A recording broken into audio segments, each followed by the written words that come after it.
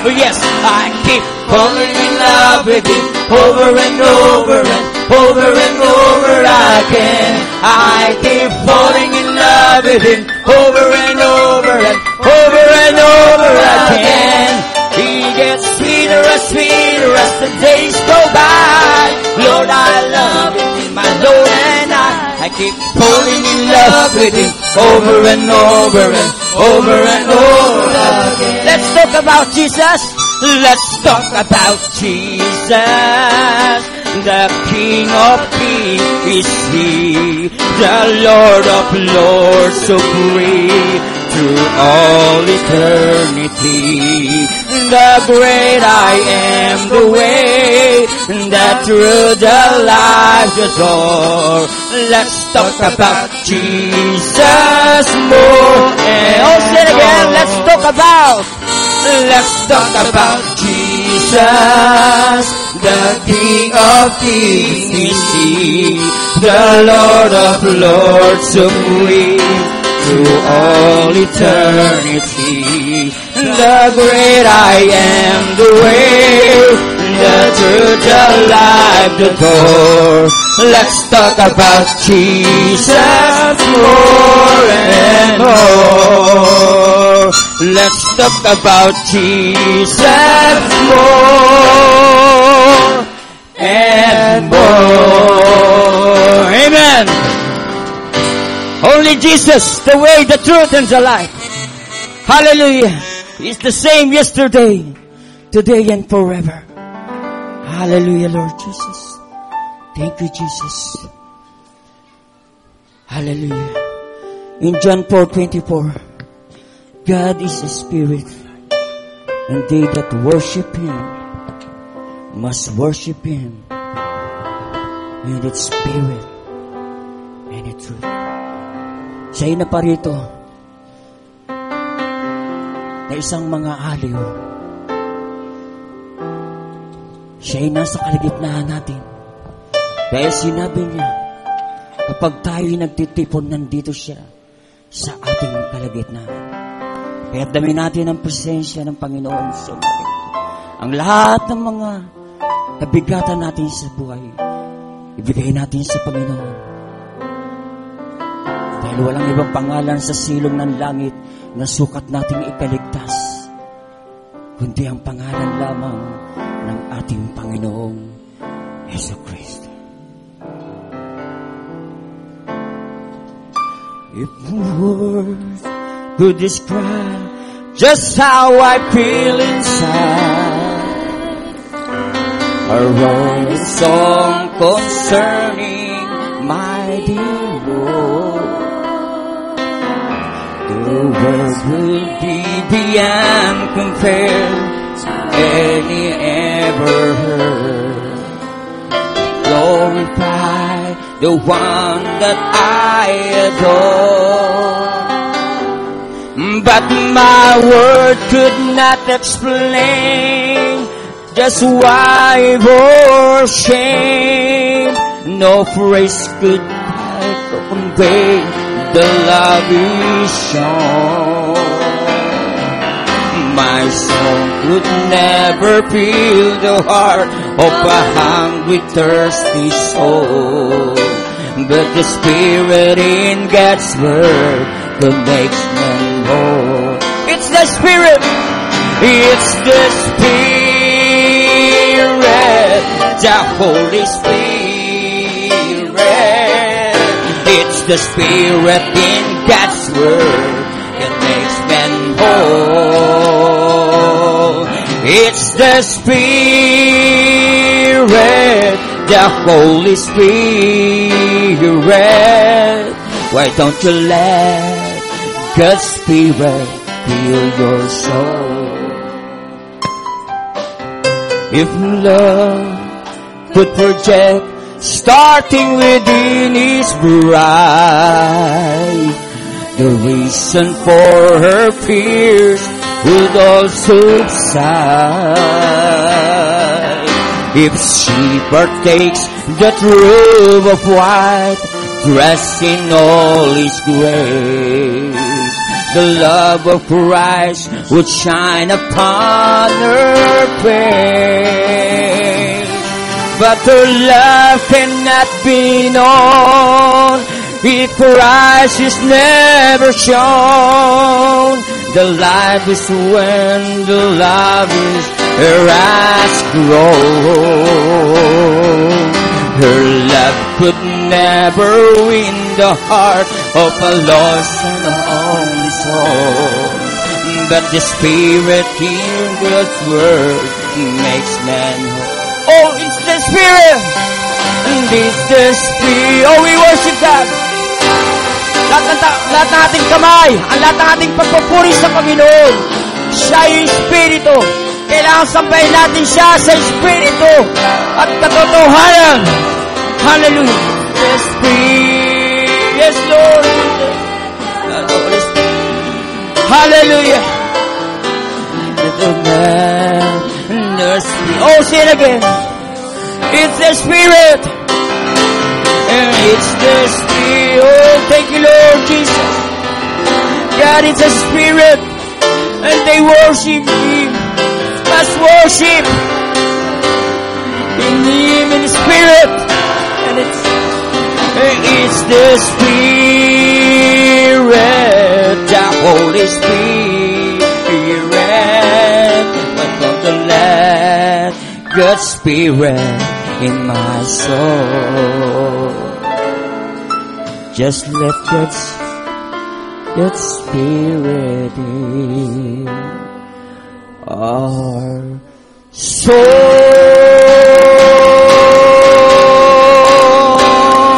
Sa isang Diyos nating tagapagligtas, sa pamamagitan ni Jesucristo nating Panginoon, ay sungan niya nawa ang kaluwalhatian at karangalan at ang paghahari at ang kapangyarihan sa kauna-unahang panahon, ngayon at magpakailanman. Ang lahat magsabi ng siya nawa. Oh, hallelujah. Purihin natin ang Panginoon habang ibinabalik ko sa atin. Oh, thank you, Lord Jesus. We worship you, Lord. Amen. Maraming salamat po. Tayo po'y makakaupo na. Hallelujah. At ang ating ladies choir, amen, maghahandog ng awitin. Thank you, Lord. At magandang umaga rin sa lahat ng mga naka-tune in ngayon sa ating live streaming, local man and abroad. Amen. Hallelujah. Thank you, Lord. At maganda-handa ng susunod yung mga bata na aawit. Sister Zoe Rose Florese.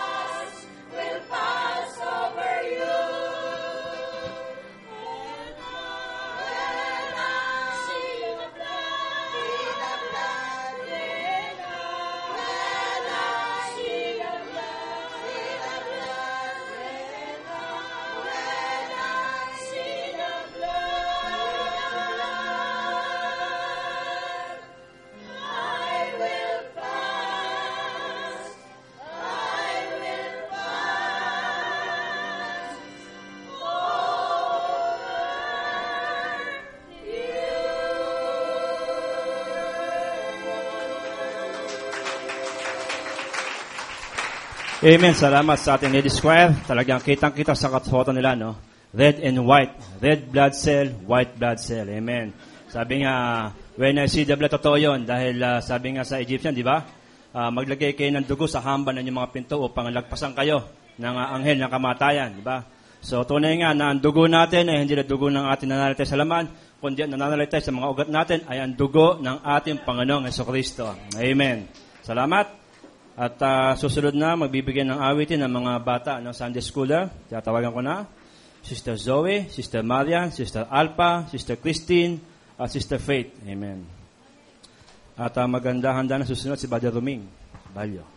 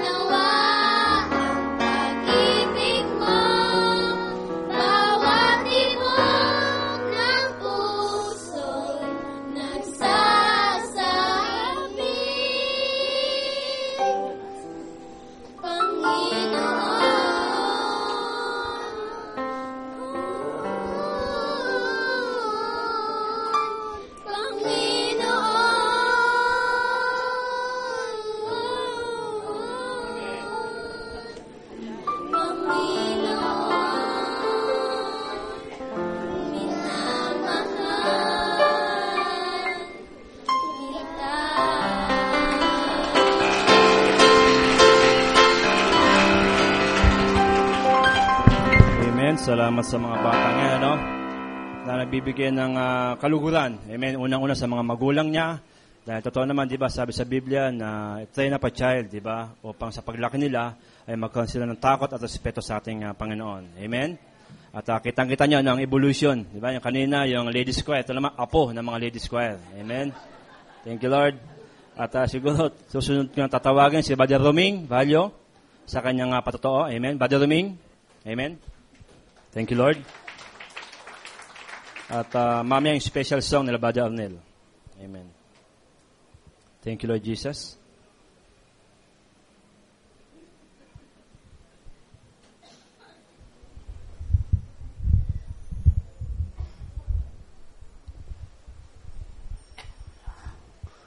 Magandang umaga sa inyo lahat, lalo sa ating Panginoon. Sana ngayon, sabi kay Brother Rolly, gusto kong sasama sa kanya sa Pimbo. Ay kaso lang sabi ni Brother Boy, ay ganito Brother Roming, pwedeng mag-share ka ng blessing ng Panginoon, sabi sa akin. O sige. Kaya hindi ko alam kung paano ko umpisaan. Bilisan ko na lang. Alam niyo po, nung nagpa-pray ako kay Pastor, makati ang lahat ng aking katawan, namaga yung aking mga kamay, pati yung dila ko.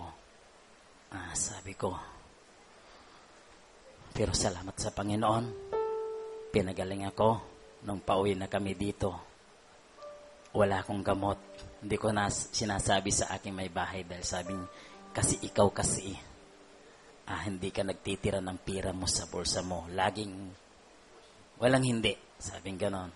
Pero salamat sa Panginoon, halos mag-isang buwan na. Pati yung gamot ko sa high blood, wala. Pero, nandito pa rin ako, nakatayo, malakas. At isa rin patotoo ko na, sa aming trabaho, parang nagtatampo ako sa aking nainggit ako doon sa isang kaibigan kong subkon dahil kaibigan niya isang engineer na mataas. Sabi ko, Panginoon, napakanda na maging kaibigan mo yung isang mataas na engineer. Subalit ang Panginoon sa madaling sabi, nung October 15, hindi ko makalimutan, tumawag ang aming engineer sa akin na sabi niya, Romy, tulungan mo kami sa project dahil dindili na. Sabi ganon. At sa tulong ng Panginoon, tinulungan ko namin siya. Alam niyo yung engineer na yun, sabi ng aking anak na Joshua, siya ang pinaka number 1 daw sa buong Pilipinas. Sabi ko, tumutulo ang aking luha. Sino ba ako? Natatawagin niya na maghingi ng tulong na isang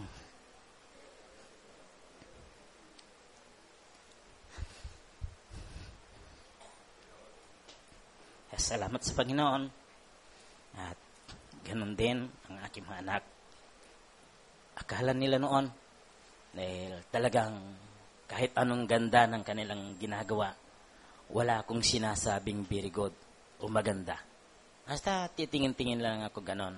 At nakita nila ngayon na mismong si Joshua, totoo pala na walang ama na ipapahamak ang kanyang anak.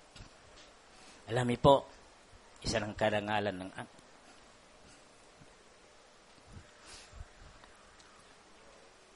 ng isang ama na magulang na walang pinag-aralan.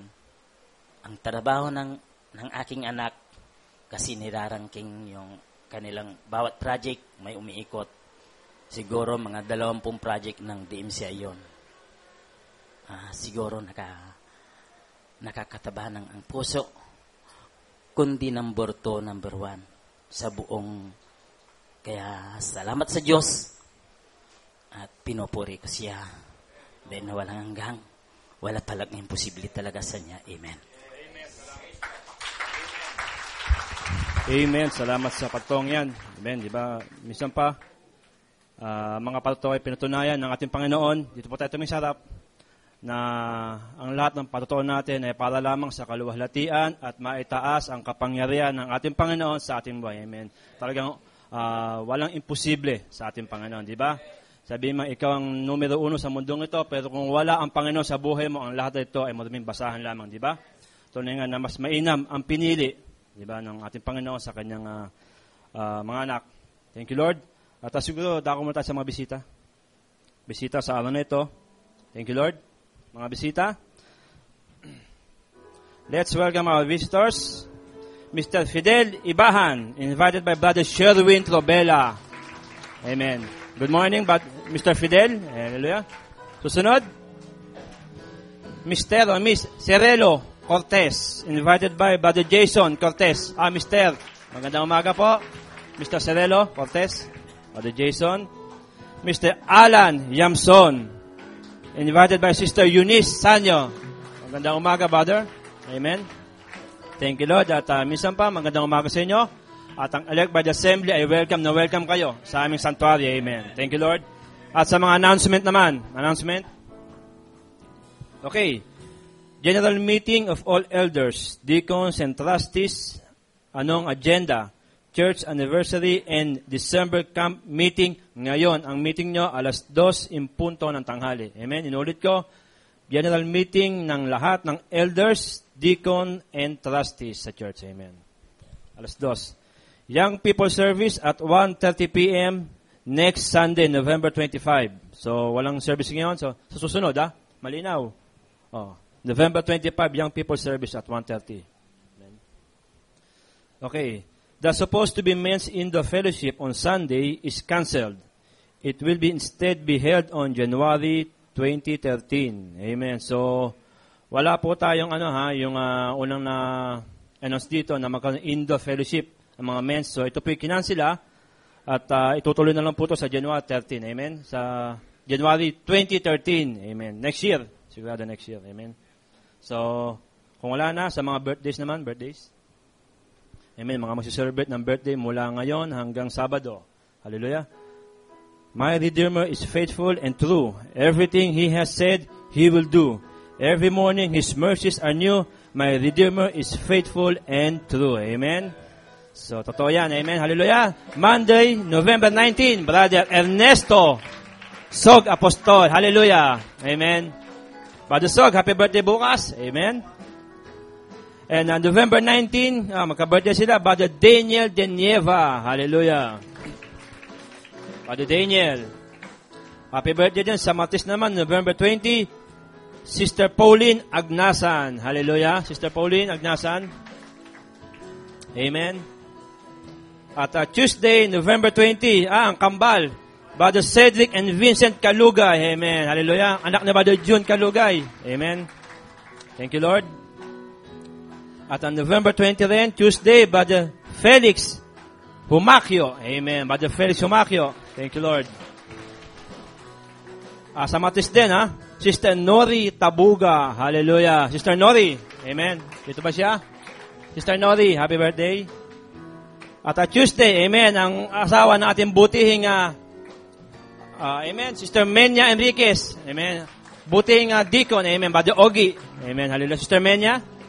Thank you, Lord. November 20, Thursday, Brother Joshua Collado. Amen. Joshua Collado. At Thursday rin, November 22, Sister Margaret Cabal. Young people. Amen, young people. Thank you, Lord. At Friday naman, mula sa Saudi, with love, Brother Junior Donaire. Amen. Brother Junior. Happy birthday. Amen. At Friday rin, Sister Sharon Regalado. Amen. Mga young people, sisters. Amen. Thank you, Lord. At sa Friday naman, Brother Jomart Kitlong. Amen. Friday, November 23. Ang dami, At sa Friday rin, ito po, mukhang kay Tate Rico, Sister Madeline Madelo. Amen. Sister Madeline. Amen. Hallelujah. Mga kabataan. Amen. At wala na. Siguro, amen. Binabati ko po yung bagong kasal, si Brother Louis, Sister Cry, nung Sabado. Amen. Nung Biyernes pala. Masyado palang late yung ko eh. Pakita niyo po, amen. Amen. Salamat sa Panginoon. Ang bagong kasal. Amen. Hallelujah. Mainit-init pa. At siguro, dako na tayo sa ating offering. Tinatawagan ko na si Brother Joshua Valio upang ipanalangin ang ating offering tithes at ang magbe-birthday. Amen. Napakarami magbe-birthday, magse-celebrate. Amen. Sa linggong ito. So, Brother Joshua Valio. Amen. Tayo manalangin. Salamat muli, Panginoon, sa umagang ito na binigay mo sa amin. Nalagkaloob mo ang kalakasan sa aming mga buhay, Panginoon. Salamat sa mga magdaraos ng kanilang kaarawan at binigyan mo pa sila ng pagkakataon upang ikaw ipurihin, Panginoon, sa kanilang buhay.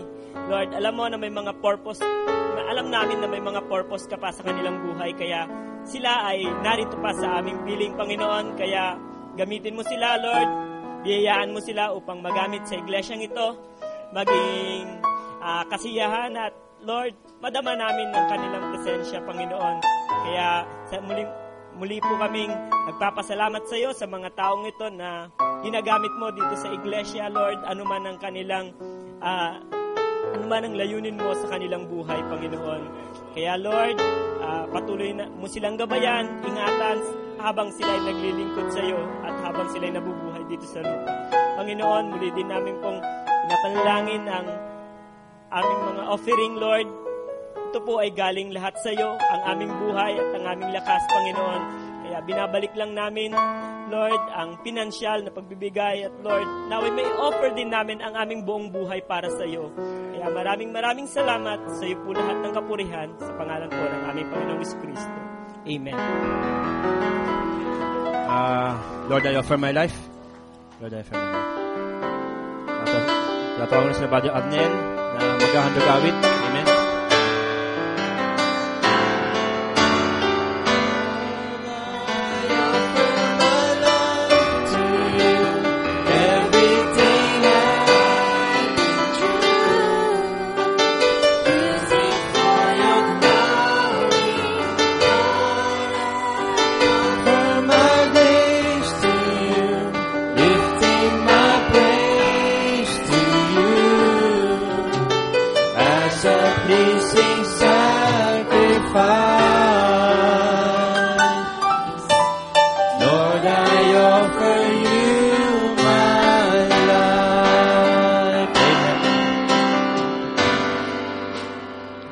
Lord. Amen. Salamat sa Panginoon. Brother Arnel.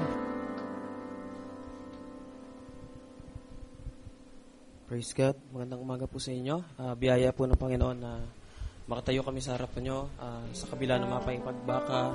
Narito kami na nagkapatuloy pa rin sa biyaya ng Panginoon at may mapagpala kayo sa awitin namin na ngayong umagang ito. God bless you po.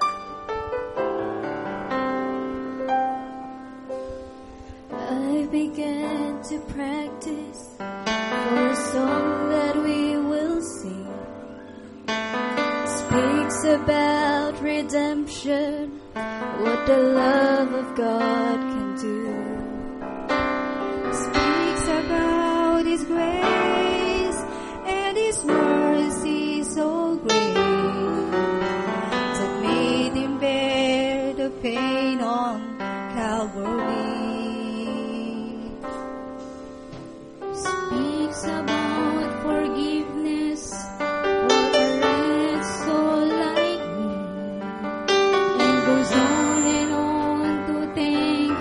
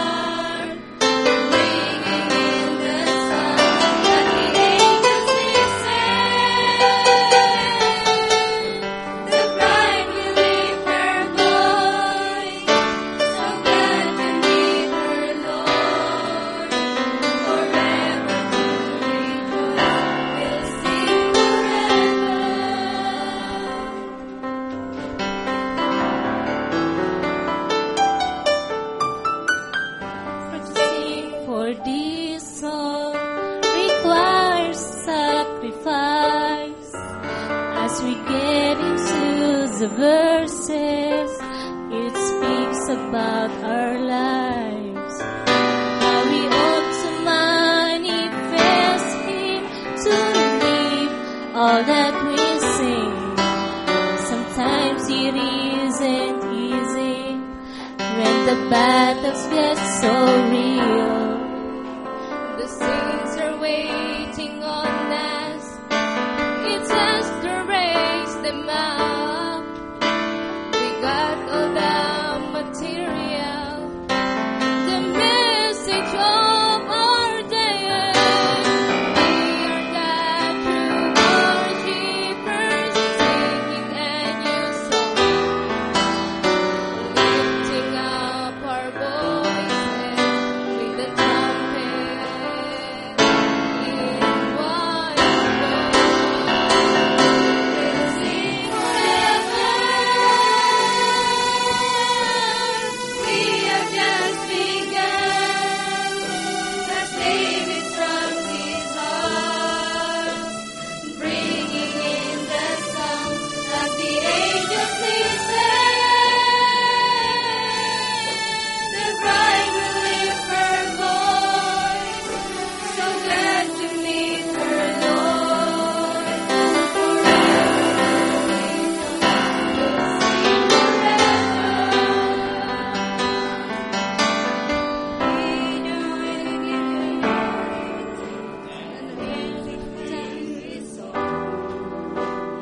Singing will come and dance. What remains so sweet is that we'll do it unleashed. No one will be crying. We won't be in a hurry. We'll sing forever.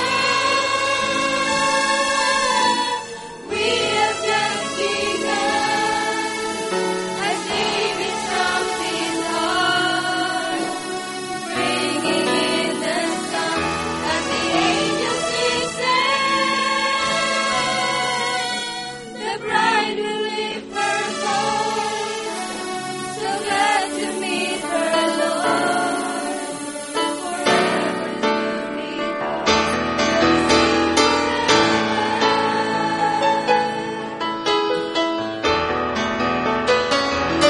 We'll sing forever.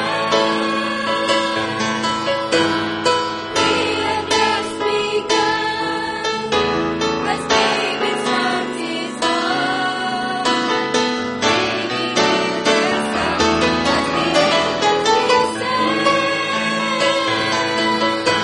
The bride will lift her voice, so glad to meet her Lord. Forever to rejoice, we'll sing forever.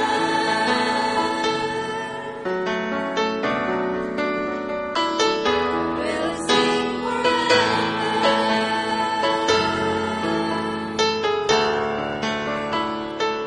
We'll sing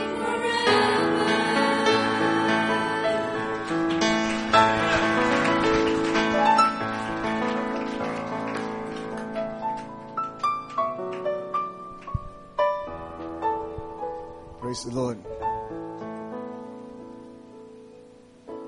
Magandang umaga sa pangalan ng ating Panginoong Jesus. Good to be in the house of the Lord again this morning. At tayo po'y mag-aalay ng isang baby sa umagang ito. Kaya gusto kong dalina ng mga magulang na sina Brother Erwin at Sister Eunice Sanyo, ang kanilang anak. Habang inawit natin yung awitin na sinasabing, yes, Jesus loves me.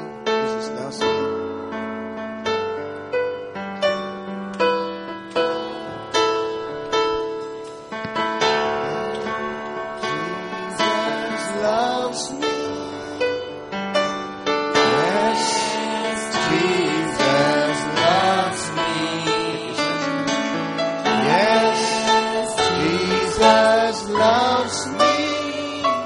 The Bible tells me so.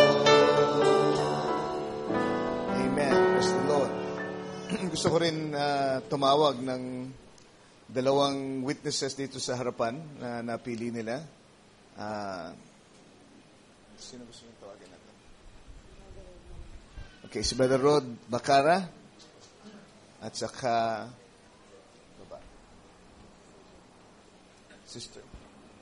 Sister Judith Jupesa dito sa harapan, please. Sister Judith Jupesa at Brother Rod Bacara.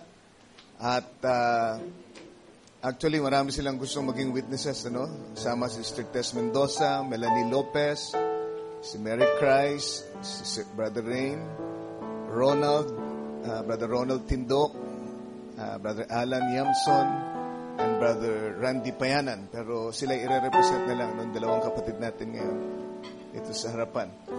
At si Althea Elise, tama yung bigas ko? Althea Elise ay alay natin at ang pangalan niya, ang ibig sabihin ay ganito. Althea means one who brings healing. One who brings healing. And Elise means consecrated to God. Hindi ba napakaganda nung amen, ang pangalan. Then let me conclude. You cannot bring healing if your life is not consecrated to God. Amen. Sana ang kahulugan ng pangalan ni Althea Elise ay atin ding ma-express sa ating buhay. Tayo tinawag ni Lord para maghatid ng kagalingan sa napakaraming may sakit dito sa ibabaw ng lupa. Ang mundo ay may sakit. Can you say amen? Ang sangkatauhan ay punong-puno ng karamdaman. Pero tinawag tayo para maghatid ng kagalingan sa kanila. But kailangan nating i-consecrate muna ang ating buhay sa ating Panginoon. Amen. Bless you. At aking prayer na ang mga magulang ay patuloy na maging ehemplo sa bata. Dahil ang pag-aalay, kagaya ng palagi natin sinasabi, hindi po minsan ang pagpunta sa church, kundi paggabay sa bata. Pagpapalaki ayon sa katuruan ng ating Panginoon at pagpapakita ng tamang ehemplo, tamang paglilingkod sa ating Panginoon. Okay? Tayong lahat ay mananalangin para kay Althea Elise sa umagang ito. Okay. Tayong lahat ay yumuko at ang mga witnesses, pwede iunat nilang kanilang kamay dito sa direksyon ng bata as we pray. Ama namin, ginagalang po namin ang iyong presensya, Panginoon, sa umagang ito.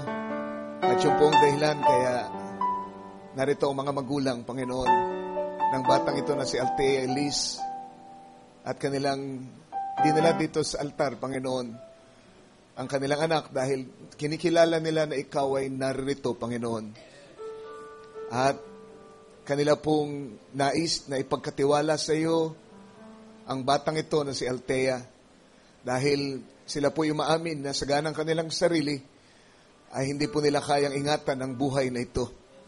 Kaya lumalapit sila at sinasamahan po ng buong kongregasyong ito ang kanilang paglapit, pati na Panginoon ng mga witnesses na kanilang pinili para, Lord, hilingin sa iyo na ikaw ang magbalot ng iyong proteksyon, Panginoon, sa batang ito. Ang banal na dugo mo naway maging makapangyarihan sa kanyang buhay upang, Lord, lahat ng Lord, bahid ng kasalanan ng mga magulang, ng mga, Lord, nauna naming mga magulang, Panginoon, ang sabi sa Biblia, pinanganak kaming makasalanan. Ngunit kaya mong mahugasan ng dugo mo, Lord, ang kasalanan yun, Panginoon, sa umagang ito. At kaya mo po, Panginoon, na ang batang ito'y lumaki sa impluensya ng iyong banal na Espiritu, na, Lord, iyong ilalapat sa buhay niya sa pamamagitan din ng kanyang mga magulang na naririto. Ilin po namin, Panginoon, na iyo pong patatagin sa pananampalatayang mga magulang at kakitahan sila, Panginoon, ng, Lord, pagsisikap, ng diligence, O God, sa paglilingkod sa iyo. And may you just bless them, O Lord, ang kanilang hanap buhay, ang kanilang kalusugan, nang sa ganun, Panginoon, ay kanilang magampanan ng lubos ang kanilang tungkulin sa batang ito. Natas po namin si Althea Elise sa iyo. Ikaw po ang maging manggagamot niya sa panahon ng karamdaman. Ikaw ang maging provider sa lahat ng pangailangan, Panginoon. At kaya mong sa pagmulat ng kanyang mata, Lord, para malaman ang mabutit masama, ang una nawa niyang gawin, Lord, ay kilalanin ang iyong pagka-Diyos at tanggapin ka bilang tagapagligtas at Panginoon ng kanyang buhay. Sa iyo po lahat ng papuri habang tinataas namin sa iyo si Althea, sa pangalan ng Panginoong Jesucristo, ito aming dalangin. Amen. God bless you. Sa series. God bless you. Praise the Lord. Amen. Gusto ko ipaalala na mamaya ay meron tayong meeting ang mga elders tungkol sa ating parating na anniversary. Baka po nakakaligtaan nyo, hindi nyo naisip. Lapit na po ng ating anniversary at it's going to be the 10th anniversary if I'm not mistaken. Pang 10 taon na po natin. Simula nung tayo mag-merging. At sino ba nagpapasalamat sa biyaya ng Panginoon?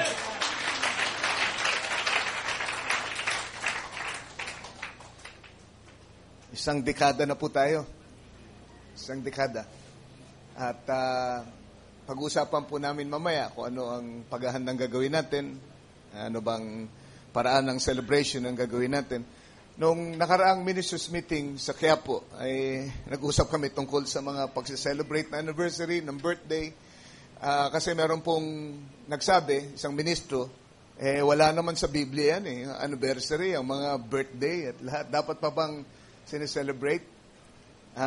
Totoo nga naman, kung hahanapin nyo ng word for word na dapat i-celebrate ang anniversary o ang birthday, wala nga naman kayo makikita sa Biblia. Pero, alam nyo, marami tayong ginagawa na wala naman talaga sa Biblia word for word. Diba? Sino ba may sabing magtay tayo pagka pupunta tayo sa church? Hindi ba porkit nakatay yung tao, wala na siya sa salita ng Diyos? So you see, ang Biblia ay nagtuturo ng buhay na kaaya-aya kay Lord. Although hindi ito sinasabing word for word kung anong dapat mong gawin. Pero ang mensahe nito ay gumagabay sa atin kung paanong kumilos sa harapan ng ating Panginoon. And so, you don't have to look for anything that you do in this life sa Biblia, word for word, bilang basihan na tama yung ginagawa mo. But make sure na yung ginagawa mo hindi kontra sa salita ng Diyos. Right? So, hindi po importante yung tawag dito yung kung sineselebrate pa o hindi. Ang ginagawa natin ay inaalala natin ang Diyos sa kanyang kabutihan sa tuwing dumarating ang ating anniversary. At ang importante ay kung paano natin sineselebrate. You see, magiging mali ang celebration, mapa-birthday, mapa-anniversary, kung ang pamamaraan natin ay makamundo. Diba? Doon pumapasok yung mali. Diba? Kung tayo ay, sabi nga ng isang pastor, kung ikaw ay mangungutang ng napakalaki para lang makapaghanda ka, diba? There's something wrong with that. Magkasya ka kung ano yung binigay ni Lord sa iyo, pasalamatan mo si Lord. Amen. Sa kabutihan niya. Amen. So, it's not really if we celebrate it or not, but the important thing is, how do we celebrate it? Does it give glory to God? Diba? Ito ba'y nagtataas ng pangalan niya? At yun ang gusto natin gawin sa ating anibersaryo this coming December 2, na magawa nating mapapurihan ng Diyos, may taas ang pangalan ng ating Panginoon. Praise the Lord. Ito ako makita si Lorna. Praise the Lord.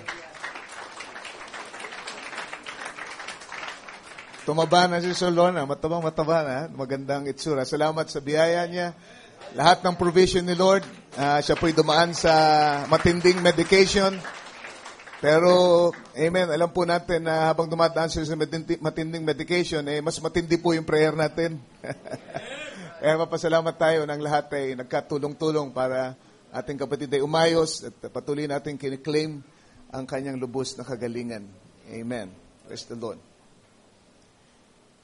Okay, so 2:00 ng hapon, mag-meeting po ang mga elders tungkol doon sa ating anniversary. And also, gusto kong paalala, malapit na rin ang ating camp meeting. Kaya, handa na po natin lahat ng kailangan. Amen. At unti-unti na natin ibaling ang ating kaisipan doon. Pag-pray po natin ang tagumpay dahil ayaw po nating magpalipas lang ng camp meeting. Gusto nating ang camp meeting ay makatulong sa ating spiritual na buhay. Diba? Makapagpalapit sa atin ng higit sa Diyos kaysa dati. At pag-pray natin lahat ng mga magiging bisita natin, marami pong mga bisitang darating, particularly po ang ating special guest speaker, si Brother Vin Dayal ng Third Exodus sa Trinidad.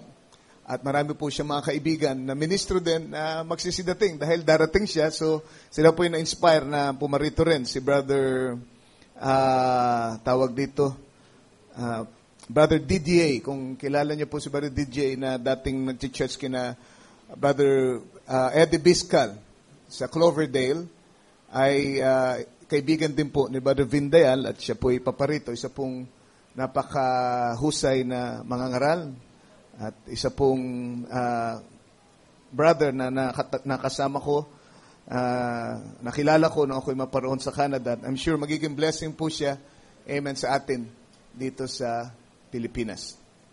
Amen. And also, Brother Nathan Gray from Australia or from New Zealand ay darating din. In fact, darating po siya ng mas maaga kaysa sa iba at mag-spend siya ng maraming panahon sa piling natin dito sa church natin. Okay, so pag-pray po natin lahat ng yan at ang Panginoon nawa ang amen, magpala sa lahat ng mga schedule na ito na parating. Tayo lahat ay tumayo, minsan pa. At ating bubuksan ang ating mga kasulatan sa pagsisimula ng ating munting aralin ngayong umaga. Medyo Bible study type ang ating pangangaral na gagawin ngayong umaga. Kaya hinihiling ko ang inyong undivided attention at ang pagsunod sa scriptures dahil marami tayong mga scriptures na bubuksan para pagtibayin ang aralin na ating gustong ipaabot sa mga tao. At naway maging sincere tayo, buong atensyon, buong puso natin, buong galang nating pakinggan ang salita ng Diyos para ito ay magkaroon ng amen, mainam na epekto sa ating buhay ngayong umaga. Let us just pray before we read the Word. Dear Jesus, amin pong hinihiling, dakilang Diyos, ang una sa lahat, paglilinis mo sa kongregasyong ito, Ama. Ama, patawarin mo mga pagkukulang namin, ang mga nagawa namin na hindi nakalugod sa iyo. Salamat po dahil meron kang spirito na iyong, Lord, pinanahan sa amin nang sa ganoon, sa tuwing kami madudulas, kami magkakamali, magkukulang, meron pong nagpapaalala sa amin, Lord. Meron pong napipighati sa aming kalooban. At siyang nagbubunsod sa amin para, Lord, lumuhod, huminto muna at humingi ng tawad sa iyo, magkumpisal. At Lord, napakainam ng pangako mo, ang sabi mo kung aming ikukumpisal ang aming mga pagkakasala, aming ihahayag sa iyo. Ikaw ay tapat at matuwid para patawarin kami sa aming mga pagkakasala.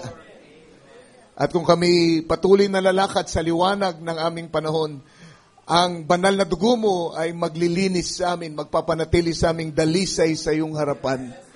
Kaya hindi po sa aming sarili, hindi po sa pagsusumikap namin, kaya kami nakakaharap sa iyo, kaya kami naging katanggap-tanggap, kundi dahil sa biyaya mo lamang. At nais naming, Lord, sabihin sa iyo how we appreciate that grace that you have extended to us.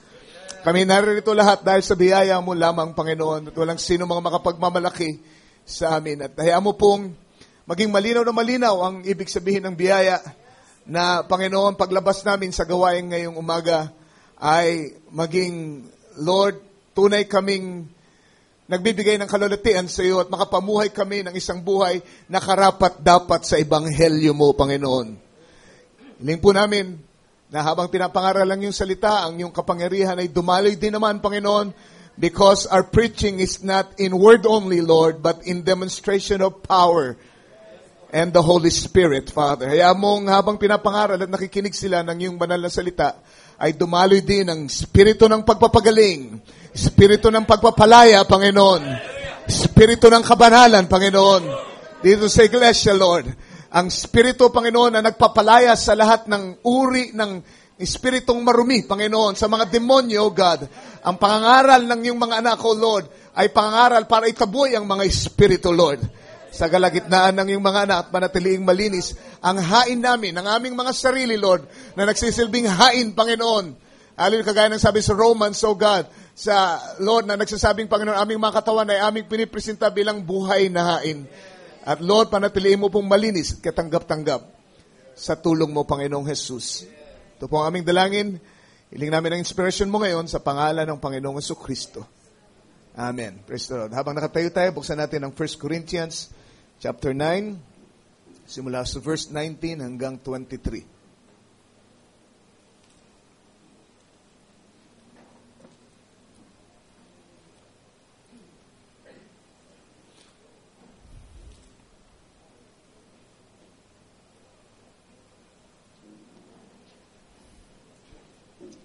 Ito ang pagkakasabi ko, nakita nyo na? For though I be free from all men, yet have I made myself servant unto all, that I might gain the more. And unto the Jews I became as a Jew, that I might gain the Jews. To them that are under the law, as under the law, that I might gain them that are under the law. To them that are without law, as without law, being not without law to God, but under the law to Christ, that I might gain them that are without law. To the weak became I as weak, that I might gain the weak. I am made all things to all men, that I might by all means save some.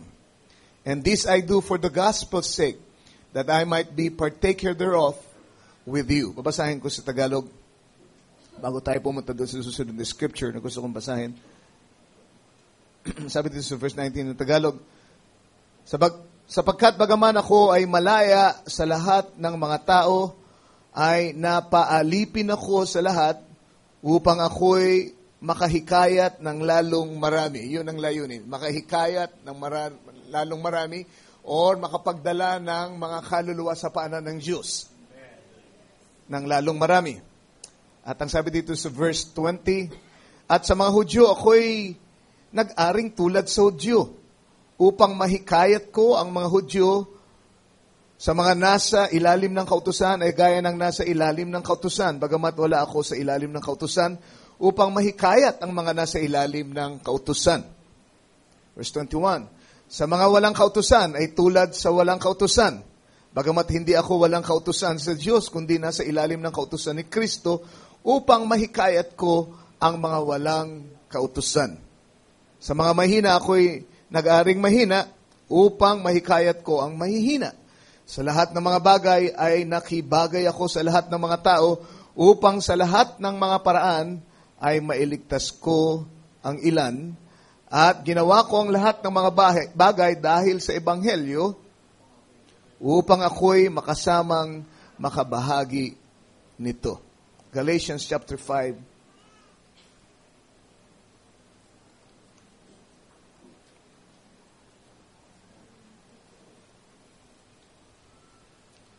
Verses 13 to 14.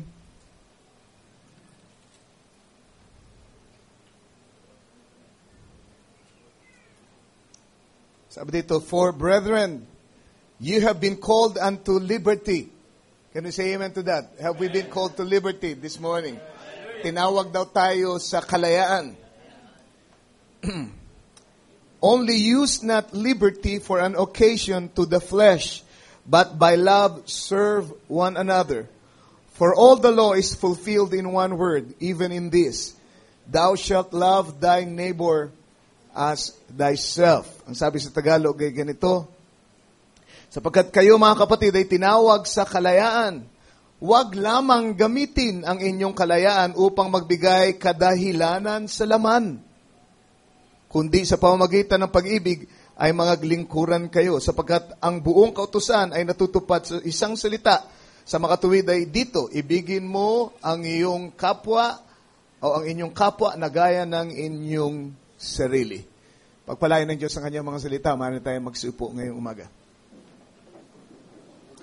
Pasalamat din tayo na sa umagang ito ay kasama natin ang ating kapatid, Brother Rolly Abelio at ang kanyang pamilya. Nandiyan sa likuran, si Nori, si Joy, nandito ngayon.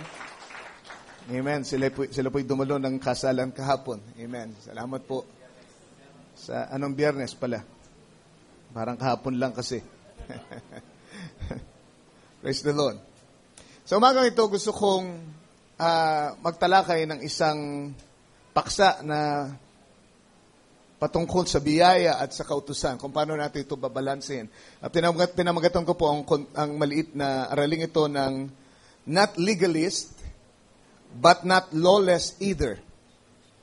Hindi legalista, pero hindi rin. Pag sinabi mong lawless, ay walang kaayusan. Diba? Hindi legalista, pero hindi rin walang kaayusan. Okay? Kasi yan ay isang kalituhan sa marami. Paano mo babalansihin ang kautusan sa biyaya. Especially po, pagdating dito sa message, marami pong mga tao, pagkatapos na marinig ang mga itinuturo natin at ang tawag dito, mahigpit na pagpapatupad natin sa kabanalan, ay iniisip nila na hinahatid natin ulit ang mga tao sa kautusan, sa batas. At kadalasan, meron pong mga elemento na napupunta sa message na hindi nila nakukuha ang tamang balanse ng kautusan at ng biyaya. Ang nangyayari dahil sa istriktong pamamaraan ng paghahayag ng mensahe dito sa ating lupon, sila po ay nagiging mga legalista. Okay? Pagkatapos, meron namang mga tao na sa sobrang marahil sila ay dati nang napabilang sa mga grupo na legalista, mga denominational churches na sadyang mahigpit at nagpapatupad ng mga kautusan at nagbibigay ng mga parusa sa mga hindi tumutupad. Pagkatapos itinawag sila ng mensahe at sa pamamagitan ng mensahe ng biyaya, ng paghahayag ng kalayaan. Kaya pagdating naman sa message, ang nangyayari ay ang tendency nila ay abusuhin ang biyaya. So you see, merong mga umaabuso sa biyaya, meron namang nagiging mga legalista. But you see, ang bride ng ating Panginoon ay palaging nasa gitna palagi. Middle of the road. Hindi tayo nasa kanan, hindi tayo nasa kaliwa, tayo ay nasa gitna ng daan at umaabot sa magkabilang tabi. At sila'y inaanyayahan na pumarito sa gitna. Alright? So yun ang ating titingnan ngayon. Hindi tayo mga legalista, pero hindi din tayo mga barabarabay. Hindi rin tayo lawless. We're not legalists, but we're not lawless people also. Alright. So si Pablo, nakikita niyo dito, particularly sa verse 21, makikita niyo dito, sabi ng scripture, to them that are without law, as without law. Siya daw ay naging tulad sa walang kautusan, dun sa mga walang kautusan. At ang sabi, being not without law to God, but under the law to Christ. In other words, there's a balance of it. Diba? Pwede kang mukhang walang kautusan, pero ikaw ay nasa ilalim ng kautusan. Praise the Lord. At sa Galatians 5, nakita natin na pinaalala ni Pablo sa mga taga-Galacia na ingatan nila ang paggamit ng kalayaan na ibinigay ng Diyos sa pamagitan ng biyaya. Alright? Ang Diyos ay nagpalaya sa tao sa mahigpit na pagpapatupad ng batas ni Moises sa pamamagitan ng biyaya. Alright? Sa pamamagitan ng biyaya, please iwasan natin yung unnecessary movement. Medyo nadidistract ako, no? Huwag nating hayaan na yung kalayaan na ibinigay ng biyaya sa atin mula sa mahigpit na pagpapatupad ng kautusan ay maging, tawag dito, dahilan para masira ang pangalan ng ating Panginoon. Huwag nating hayaan na ito'y magdala ng kadustahan, amen, sa ating lupon bilang mga mananampalataya. Ang kalayaan natin ay hindi dapat inaabuso. Yun ang sinasabi dito sa Galatians chapter 5, ni Pablo, amen? Huwag niyong hayaan na ang kalayaang yan, sino man nagpapasalamat sa kalayaan? Lahat tayo yung nagpapasalamat. Nagpapahalaga tayo. And Paul here was illustrating that liberty dito sa binasa natin sa 1 Corinthians chapter 9. Kaya kong abutin ng iba't ibang uri ng tao because I am free and I appreciate the liberty that grace has given me. But then, pagdating sa Galatians, sabi niya, gusto kong paalala sa inyo na ingatan niyo yung kalayaang yan, baka naman maging kadahilanan yan ng laman. Sa English, ang sabi, only use not liberty for an occasion to the flesh. Yung occasion dito ay opportunity. Huwag niyong hayaan na yung kalayaan niyo ay maging oportunidad ng laman para kanyang ma-manifest ang kanyang mga masasamang gawa. Dahil ang lamang ito ay hindi pa redeemed. Let's remember. It still has its sticky nature hanggat hindi ito napapalitan. hanggat di dumadaan sa body change, ay meron itong pag-uugaling masama, may kasalanan pa rin na nananahan sa laman. Can you say amen? Kaya kailangan palitan. Dahil kung wala na, bakit kailangan pang palitan yung laman? So you see, kaya ang hinihintay lang yan ay ang magbigay kayo ng pagkakataon sa Kanya. Amen? At Kanyang ipapakita kung anong klase siya na nilalang. Magwawala yan.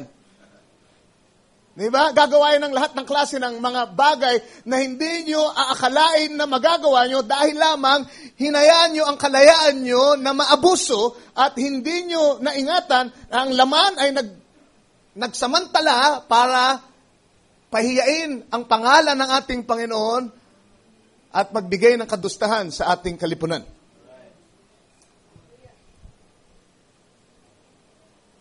So you see, ang kasalanan o ang laman, I should say, ay agresibo.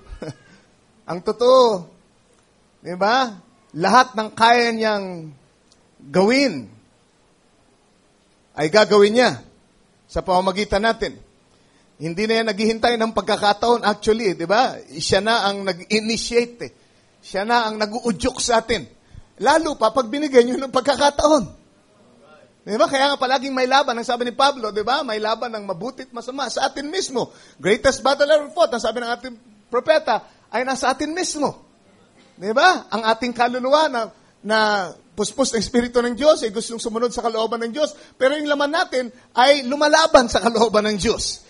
At ang kailangan gawin ay supilin natin ng kapangyarihan na mas makapangyarihan na nasa kaluluwa natin ang ating laman. Pero kung hindi tayo mag-iingat, agresibo ang laman. Can you say amen? Agresibo ang laman. Hallelujah. At mag-uudyok yan hanggat maaari na kayo'y gumawa ng taliwas sa kalooban ng Diyos. At lalo na kung magpapabaya tayo, lalo na yang magsasamantala.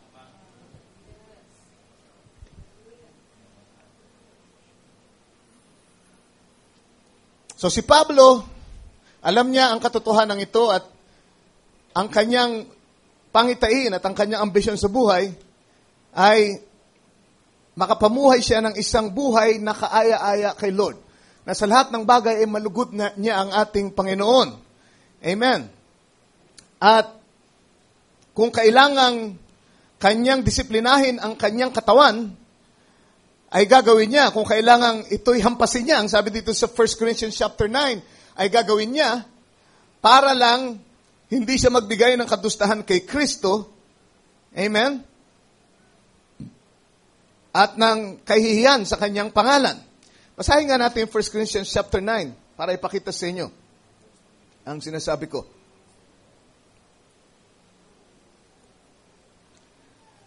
Verse 24, Know ye not that they which run in a race run all, but one receiveth the prize?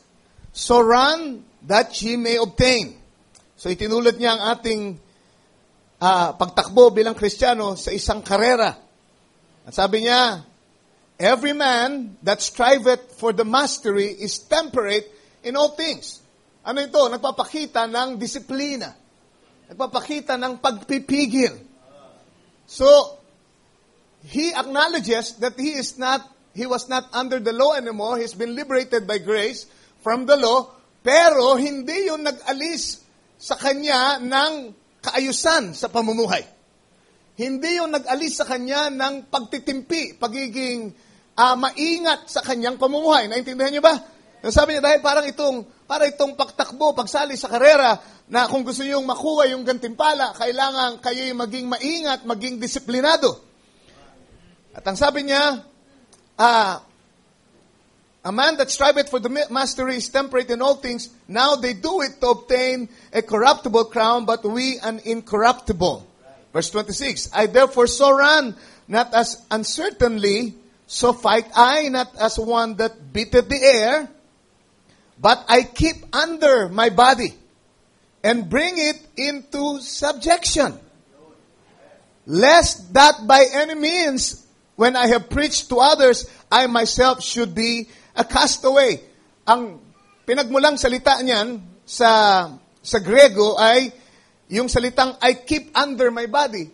Yan ay galing sa salitang I beat my body black and blue.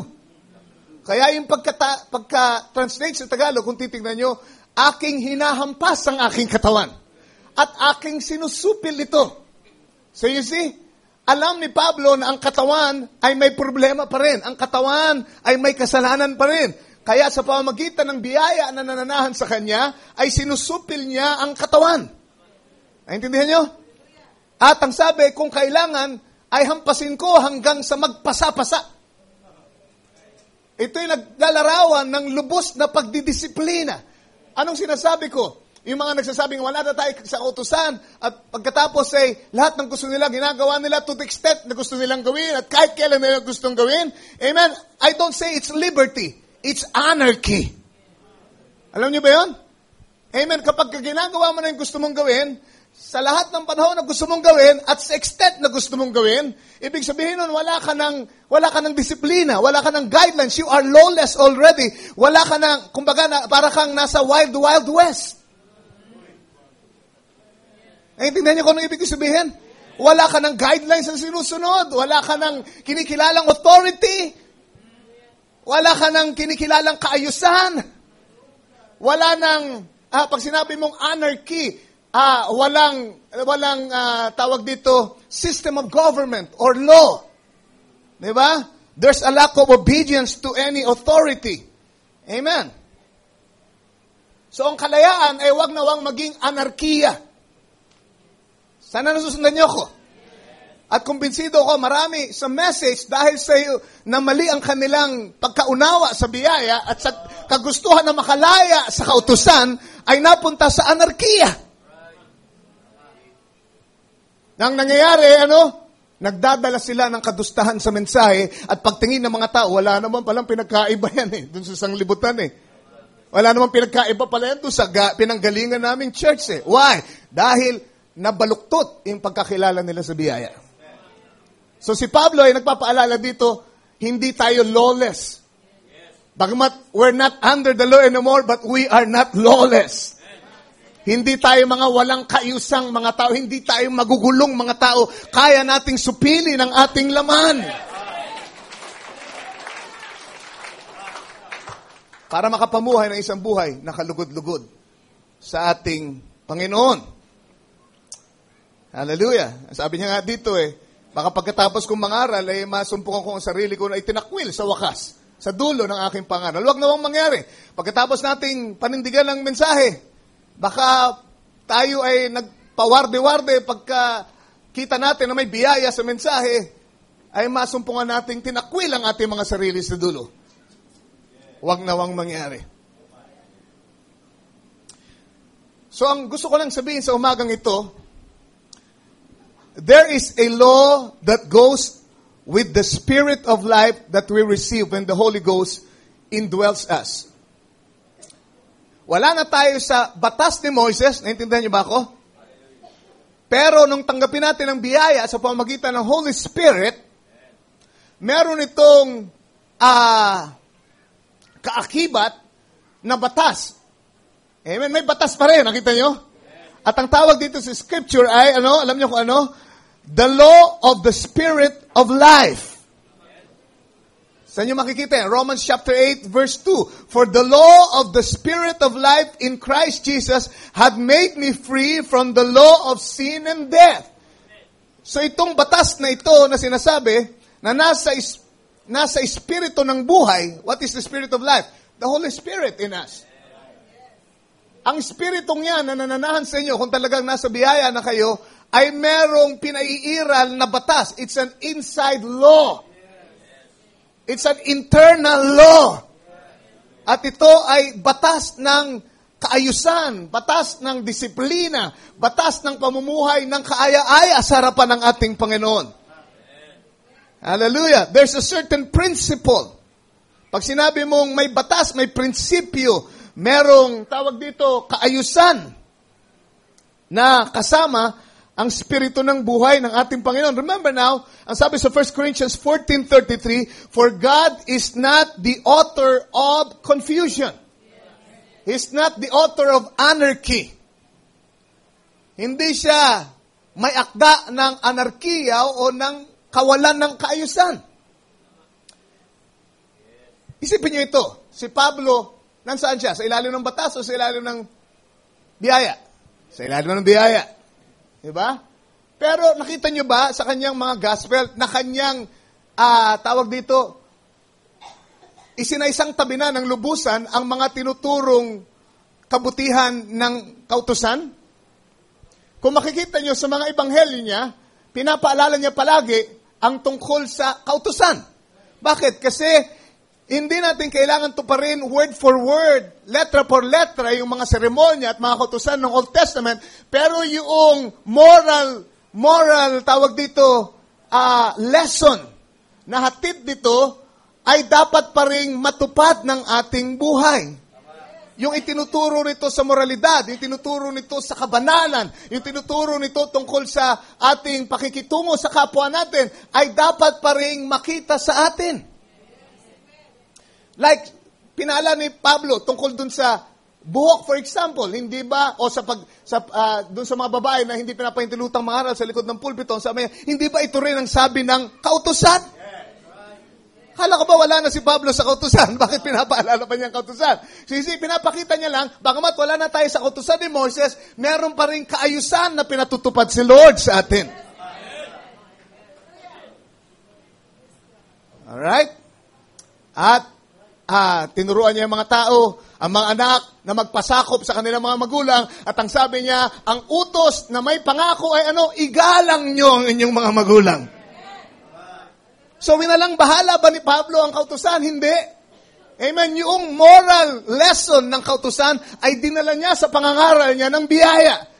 Amen. At ang sinasabi niya dito, kung nasa inyo ang spirito ni Kristo, nasa inyo na nga ang biyaya, ay tutuparin nyo yung hindi natupad ng mga taong nasa ilalim ng kautusan dati, doon sa mga inutos sa kanila. At mamaya maintindihan natin kung bakit hindi natupad ng mga tao nung araw ang kautusan ngayon. At ngayon ay maaari nang matupad. Mm-hmm.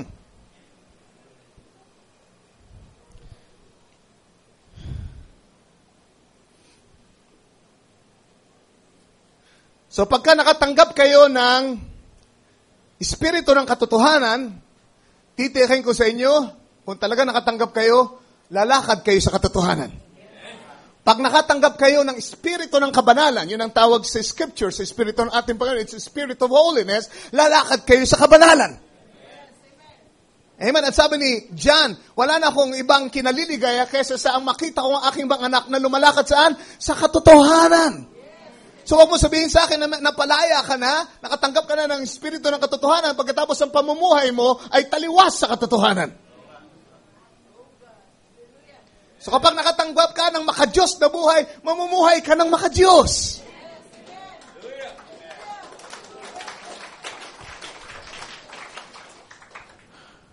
Kapag nakatanggap ka ng agape love, you will fulfill the principles and the righteousness that the law teaches.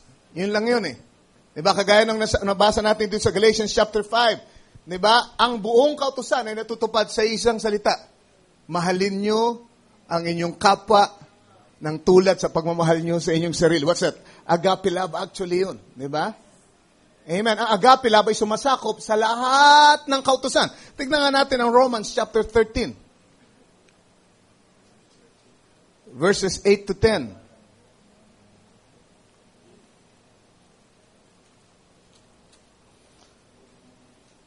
Marami tayong mga baguhang mga kapatid, kaya nilid ako ni Lord na talakayin itong tungkol dito.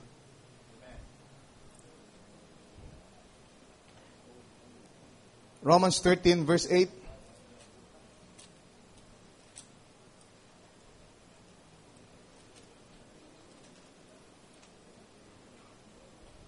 Sabi, huwag kayong magkautang ng anong paman sa kanino man, maliban na sa mga ibigan kayo.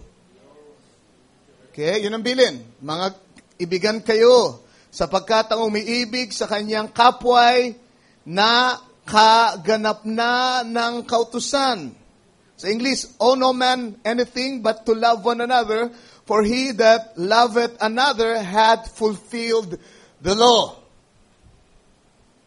Pag minahal mo na raw ang iba, natupad mo na lahat ng batas ni Moses. Praise the Lord. Pag nakapagmahal ka na ng ganitong uri ng pagmamahal, ng agape love, pag na ibuhos na sa iyo ang pag-ibig ng Diyos sa pamamagitan ng Holy Spirit. Di ba yun ang sabi sa Scripture? Ibinuhos ng Diyos ang kanyang pag-ibig sa ating puso sa pamamagitan ng kanyang Holy Spirit. Yun ang biyaya. Kaya pala, pagka meron kang ganitong klase ng pag-ibig, ay sakop mo na ang kautusan. Hindi ka nasa ilalim ng kautusan, ang kautusan ang nasa ilalim mo. Bakit? Kasi ang naghahari sa iyo hindi na kautusan, kundi ang pag-ibig ni Kristo. Tama ba yun? Naganap mo na raw pagka nagawa mo umibig ng ganito. At tuloy natin ang pagbasa. So verse 9. Sapagkat ito, tingnan nyo, huwag kang mangangalunya, huwag kang papatay. Ito ba yung kautusan? Alright, ito yung kautusan ni Moses. Huwag kang magnanakaw, huwag kang mananakim, at kung mayroon pang ibang utos, ay nauuwi sa salitang ito. Excuse me.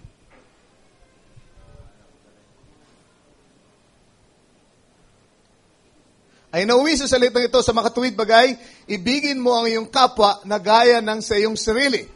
Sa verse 10, tingnan niyo ang pagkakasabi, ang pag-ibig ay hindi gumagawa ng masama sa kanyang kapwa. Yun lang naman yun eh. Pinaiiwas lang tayo ng batas na gumawa ng masama sa ating kapwa. Pag ikaw ay may pag-ibig ng Diyos sa iyong puso, hindi mo na problema ang batas dahil hindi ka gagawa ng masama sa iyong kapwa. Kaya pagka meron ka ng pag-ibig ng Diyos sa puso mo at naghahari yun sa iyo, yun na ang kaganapan ng kautusan sa iyo. At di mo na problema yung mga lunya, di mo na problema yung magnakaw, di mo na problema yung manakim. Bakit? Kasi wala sa iyo, dahil ikaw pinaghaharian ng pag-ibig ng Diyos, ang pagnanasang manakit ng iyong kapwa. That's why ang kautusan ay nasa ilalim mo na. Hindi mo problema ang kautusan.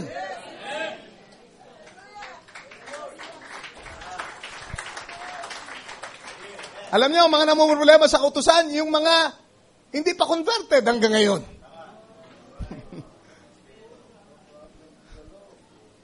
Ito yung mga nagsasabing napalaya na sila, kaya ginagawa nila kung anong gusto nilang gawin. Pero pagka nangaral ka ng ganito at mahigpit at nasanggi mo yung ilang mga sinabi ng kautusan, galit na galit sila. Bakit? Kasi problema pa rin nila ang kautusan. Pero kung hindi mo na ang problema ang kautusan at ang pag-ibig na ng Diyos ang namamayani sa iyo at puspos ka ng Espiritu Santo, mangaral na si pastor nang gusto niya ipangaral na mahigpit na pangaral, hindi ka niya naapektuhan. Bakit? Hindi mo na problema yung kautusan. Praise the Lord. Hallelujah. Alright, so ang biyaya, ang pag-ibig, ang Espiritu ng Diyos ay merong kaayusan at iyan ay magtuturo sa iyong mamuhay ng kaaya-aya sa harapan ng ating Panginoon at magtuturo sa iyo na huwag sumuway sa kanyang kalooban. Sa Ephesians chapter 5 verse 15, ang sabi ni Paul sa mga taga-Ephesians, see then that you walk circumspectly, not as fools, but as wise. Kayong araw ay mag-ingat sa inyong paglakad. Alright? O mag-ingat sa inyong pamumuhay, circumspectly. Ang sa pang-ibig sabihin niyan ay perfectly, diligently. So you see, hindi porket wala na tayo sa kautusan, ay, amen, bara-barabay ng pamumuhay natin. At wala na tayo initinding kaayusan. May pag-iingat sa atin. At may Espiritu ng Diyos na nag-iingat sa atin.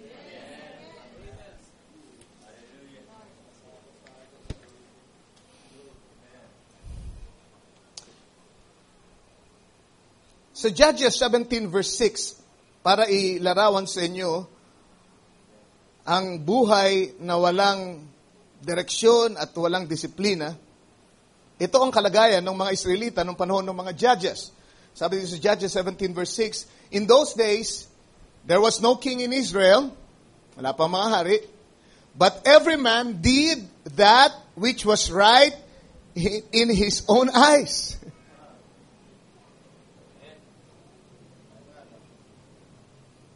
Noong panahon yun daw ng mga hukom, ang bawat tao ay ginawa niya kung ano yung tama sa kanyang paningin.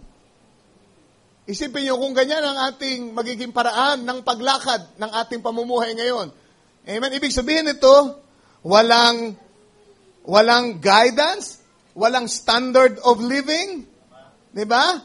Walang authority na pinagpapasakupan. There's no headship. Kung ano yung gusto natin, yun ang ginagawa natin. Yan ba ay nagpapakita ng pamumuhay sa biyaya? Hindi yan ang pamumuhay sa biyaya na itinuturo sa Biblia. Ang biyaya ay magtuturo sa iyong magpasakop sa salita ng Diyos. This is anarchy here. Walang sinusunod, walang sistema ng pamamahala. Can you say amen? Walang pamumuno, walang headship. Walang pakialam sa authority. Kung anong gustong gawin, yun ang gagawin. Amen? Huwag namang mangyari yan sa atin at maging katwiran natin. Wala na tayo sa kutusan, wala na akong pakialam sa sinasabi ng pastor, wala na akong pakialam sa sinasabi ni tatay. Kahit na sinabi sa'yo ng malinaw, hindi mo dapat ginagawa yan, ginagawa mo sa harap ng mga tao nang hindi ka nahihiya. That's anarchy. That's not grace.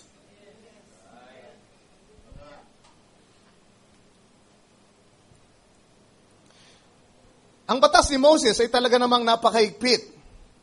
At sinakop nito ang lahat ng area ng buhay ng isang Israelita noong panahong yun. Diba? Ang batas ni Moses ay nagturo tungkol sa moralidad. Nagturo ito tungkol sa pakikitungo sa kapwa. Nagturo ito tungkol sa relasyon ng magulang sa anak, ng anak sa magulang. Nagturo ito ng tamang pakikitungo sa mga alipin at yung mga alipin sa kanilang mga amo. At hindi lang yun, nagturo ang batas ni Moises ng tamang paraan ng pagsamba, ng pag-aalay. Di ba? Kahit pa nga pag-handle ng mga patay, ng paglalamay, lahat na ng area ng buhay ng tao, sinakop ng batas ni Moises. Nagturo ito tungkol sa kung paano dapat magtanim, kung paano pagdating ng 7 taon, hindi dapat binubungkal ng lupa, so on and so forth. At pagkatapos ay mag-iiwan kayo ng tira para doon sa mga mahirap, so on and so forth. Lahat ng aspeto ng buhay ay sinakop ng batas ni Moses. Naging napakahigpit nito. At tingnan natin kung anong sinabi ni David through the inspiration of the Holy Spirit tungkol sa batas. So Psalms 19 verse 7. So, mapakita ko sa inyo na ang batas ni Moises ay hindi masama. Ang batas ni Moises ay hindi binigay para tayo ay mapahamak. Ito ang sabi ni David dito sa Psalms 19 verse 7, the law of the Lord is what? Perfect. Converting the soul. The testimony of the Lord is sure, making wise the simple. Verse 8, the statutes of the Lord are right. The statutes of the Lord are right. Rejoicing the heart. The commandment, yun na naman, of the Lord is what? Pure and enlightening the eyes. Ang utos daw ng Diyos ay dalisay at nagbibigay liwanag sa ating paningin. Alright. Ano ibig sabihin nun? Ang mga kautusan ng Diyos ay nagpapakita ng kalooban ng Panginoon. Nagpapakita ng kanyang kabanalan, nagpapakita ng standard ni Lord. Di ba? At nabubuksan ang ating mata, nakikita natin, ganun pala kabanal ang Diyos. Ganun pala tawag dito, kahigpit ang Diyos, ganun pala siya kalinis. So it enlightens our eyes. Di ba? Hindi man natin masunod. Si David, I believe, amen, being under that dispensation, alam niya na, amen, hindi niya kayang sundin yung mga kautusang yun, amen, sa kanyang sarili, but then, it enlightened his eyes na ang Diyos ay ganitong standard ni Lord. It enlightened him about, what? The morality of God. At nagpatuloy pa ang sabi, the fear of the Lord is clean, enduring forever. The judgments of the Lord are true and righteous altogether. More to be desired they than gold, yea, than much fine gold, sweeter also than honey, and the honeycomb. So ang problema ay hindi ang batas. Ang problema ay yung unconverted, unregenerated nature of man, the sinful flesh. The Spirit of the Lord sees the law as perfect and pure, true, righteous, and enlightening the eyes. Alright? Sino ang nagbigay ng inspirasyon kay David para isulat ito? Ang Holy Spirit. Paano niya nakita? Dalisay. Enlightening the eyes. Pure. Di ba? Yun ang batas ng Panginoon. Dito sa Romans 7, para maintindihan natin kung bakit nagkaroon ng problema sa pagtupad ng kautusan.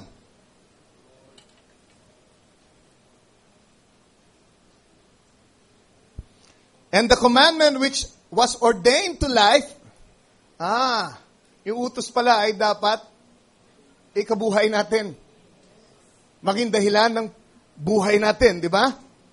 And the commandment which was ordained to life, I found to be unto death. Bakit ganun? Yung dapat sana ay maging dahilan ng pamumuhay natin, na ikabubuhay natin, ay naging ikamamatay natin. For sin, itong dahilan, taking occasion by the commandment, deceived me, and by it slew me. Ang nangyari kasi, yung batas na kautusan ng Diyos, ay inutos na tuparin nung nilalang na makasalanan.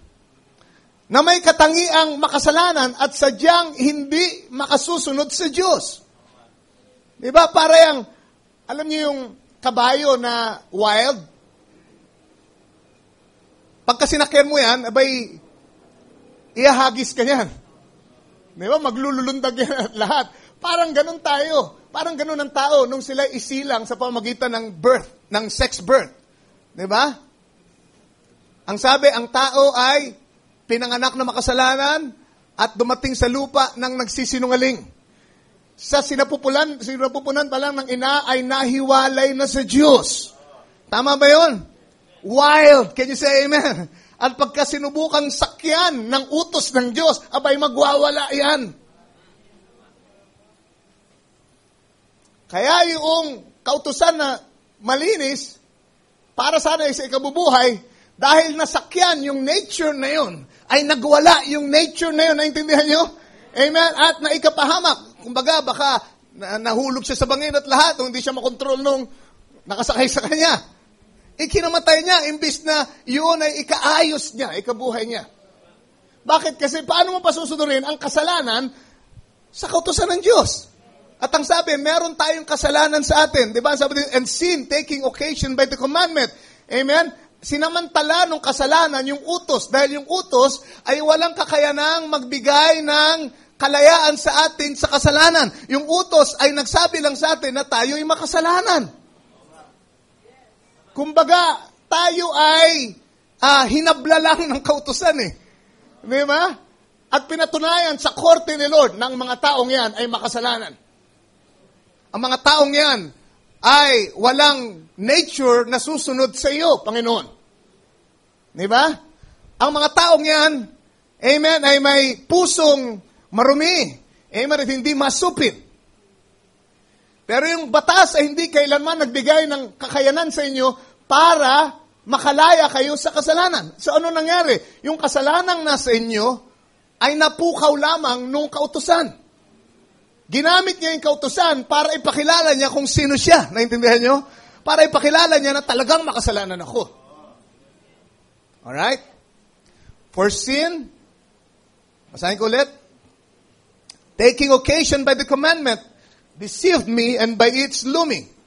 Wherefore the law is holy, and the commandment holy. So si David, unang sabi, the commandment is pure. The law is perfect. At pagdating kay Pablo, the same Holy Spirit speaking, ang sabi niya, ang batas daw ay banal. Ang batas ay banal and just. The commandment, ang utos ay banal at matuwid at mabuti. So hindi nagtatalo yung sinasabi ni David at saka sinasabi ni Pablo. Susundan niyo pa ba ako? Alright. At ang sabi sa verse 13, was then that which is good made death unto me? Yung bang mabuti kung ganun ay ginawang kamatayan natin? God forbid. But sin, that it might appear sin, working death in me by that which is good, that sin by the commandment might become exceeding sinful. For we know that the law is spiritual. Yun na naman. Hindi ang batas ang problema. The law is spiritual, but I am carnal and sold under sin. Doon nagkaroon ng problema. Yung batas na malinis, yung batas na espiritual ay pinatupad sa taong karnal. Kaya ang nangyari, lalo lang napatunayan na yung tao ay makasalanan. Mabuti pa nung walang batas kasi walang nagsasabi na masama yung ginagawa ng karnal. Naintindihan nyo? Paano masasabing ikaw ay nagkasala kung walang batas na nagsasabing hindi pwedeng tumakbo ng 100 kilometers per hour sa 100? Kahit magtatakbo ka na yung 200 kilometers per hour, wala kang konsensya, hindi ka nagagambala, di ba? Sino magsasabi sa iyo nagkakasala ka? Wala. Pero nung dumating yung utos, nalaman mo, sobra ka palang makasalanan kung 180 kilometers per hour kung magpatakbo. 100 kilometers per hour lang palang limit. So, ano nangyari? Yung utos ay nagpatunay lamang na ikaw ay makasalanan. At yung kasalanan ay lalong nagmukhang kasalanan dahil dumating ang batas. Hindi dahil sa masama yung batas, kundi dahil ikaw ay masama.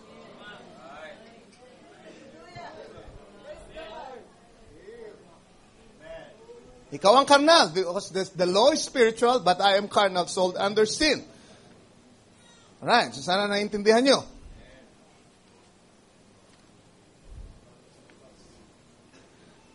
Now, tignan natin ang layunin ng batas. May layunin, kaya isinugo ang batas for a while.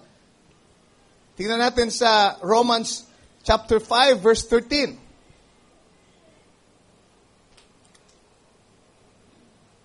For until the law, sin was in the world.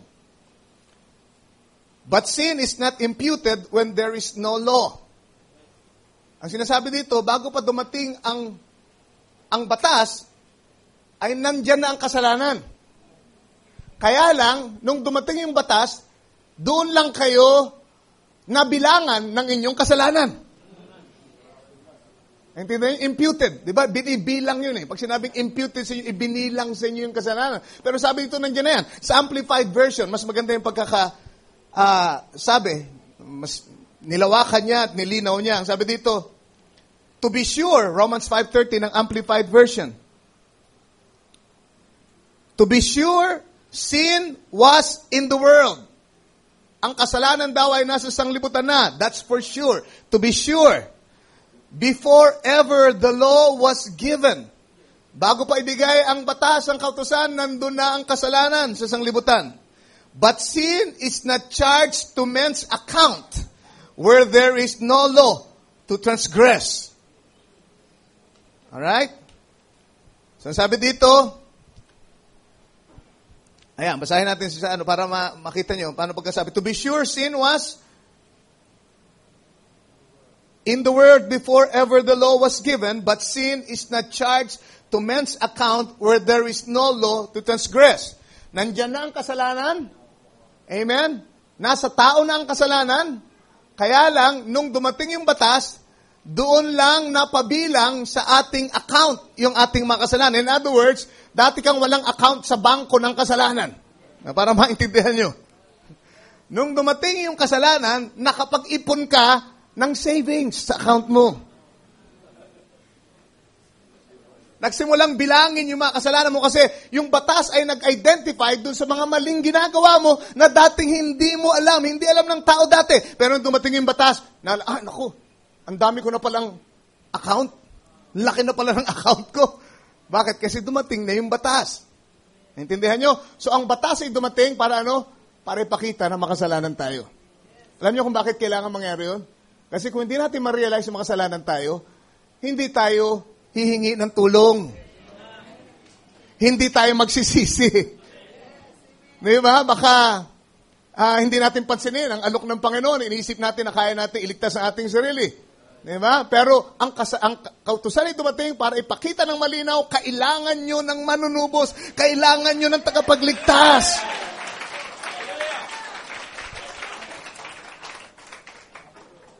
Amen.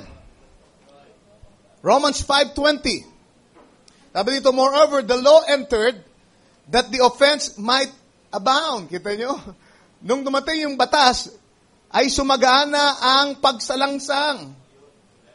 Diba? Kasi nga, na-identify mo yung mga ginagawa mo na pagsalangsang pala, kaya sumagana.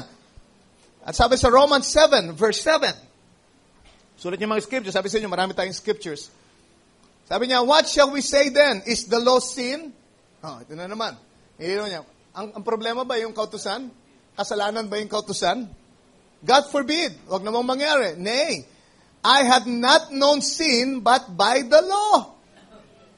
Hindi ko nalaman ang kasalanan, kundi sa pamamagitan ng batas o ng kautusan. Sabi, for I had not known lust except the law had said, thou shalt not covet. Hindi ako mananakim o hindi ko malalaman ang tungkol sa pagiging sakim. Amen? Maliban na laman, kung hindi nagsabi ang kautusan na hindi ka dapat manakim. Naintindihan nyo? Alright? So it enlightened the eyes. By the law, nabuksan ang ating mata na ito pala ang standard ni Lord.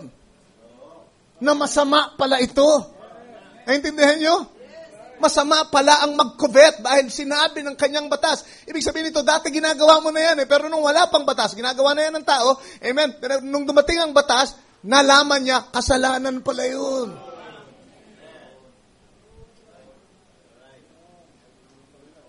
At sabi sa verse 8, but sin, once again, ito yung binasa ko nila, taking occasion by the commandment, wrought in me all manner of concupiscence or evil desire. For without the law, sin was dead. Nung wala pa ang kasalanan, patay pa ang kasalanan. Wala pang kautusan, I should say, patay pa ang kasalanan. Pero ang sabi, yung kasalanan na yun ay napukaw nung dumating ang kasalanan. At yun, ang sabi dito, sa pamamagitan ng malinis na kautusan, ay, ano nangyari? Ito ay nagdala sa atin, naglabas sa atin ng mga iba't ibang uri ng masamang pagnanasa. Hallelujah. Praise the Lord. Nung dumating ang utos, parang ginising yung kasalanan, yung sinful nature natin. Yun eh, yung makasalanang katangian, napukaw siya nung batas. At dahil doon, ay ipinahayag niya ng gusto ng kanyang sarili. Naglabas siya ng kanyang mga katangian. Pinakita niya kung sino siya talaga dahil merong kasalanan o merong kautusan, I should say, na gumising sa kanya. Kita nyo? That's why walang taong mapapasakdal sa pamamagitan ng kautusan dahil yun ay gumigising lamang sa ating sinful nature. Kumbaga, sabi ni Brother Branham, yung batas ay parang isang otoridad na nanghuli sa iyo at kinulong ka dahil makasalanan ka. At meron siyang basihan kasi ayon sa batas, yung mga ginagawa mo ay mali at dapat parusahan, dapat ka ikulong. So kinulong ka ng kautusan. Praise the Lord. Walang kakayanan ng kautusan na magpalaya sa iyo doon. Yun ay nagkulong lamang sa iyo. So ang kaibahan ng biyaya, nung dumating ang biyaya, amen, ikaw ay pinalaya niya doon sa sinful nature. Hindi niya lang sinabing ikaw ay makasalanan. Oo, sinabi niya rin na makasalanan ka. Pero sinabi ng biyaya na merong nagbayad sa iyong mga kasalanan. At yung nagbayad sa iyong kasalanan ay nagbigay ng kanyang buhay, espiritu, can you say amen, para manahan sa inyo. At tanggalin yung sinful nature at palitan ka ng nature sa iyong kalooban at palitan ng inyong mga pagnanasa. Sa ganung paraan, ikaw ay nailabas sa kulungan ng kasalanan. Praise the Lord. Okay, tignan nyo ito. Ang sabi sa Biblia, nung dumating ating Panginoong Jesucristo, sabi niya, hindi ako pumarito para suwayin ang kautusan. Para salangsangin ang kautusan. Ako'y dumating dito para tuparin ang kautusan. Matthew chapter 5, kung gusto nyo tignan, okay? Reviewin nyo na, hindi natin titignan ngayon. At pagkatapos ay, sabi pa nga niya, walang tuldok man lamang, walang kudlit na hindi matutupad. Lahat ay dapat matupad dun sa kautusan. At siya'y dumating, siya ang author ng kautusan. Can you say amen? Kanino ba kautusan? Yung kautusan ng Diyos yun. At si Kristo ay ang Diyos na nagkatawang tao. At yung hindi kayang gawin ng karnal na mga tao, which is the fallen man, tayo, bago dumating yung biyaya, can you say amen? Hallelujah. Ay nagawang gawin, tuparin nung Diyos na may akda ng kautusan. Because He was not sinful. He was not a sinner. But He became as a sinner para tuparin at ibigay yung hinihingi ng banal na kautusan.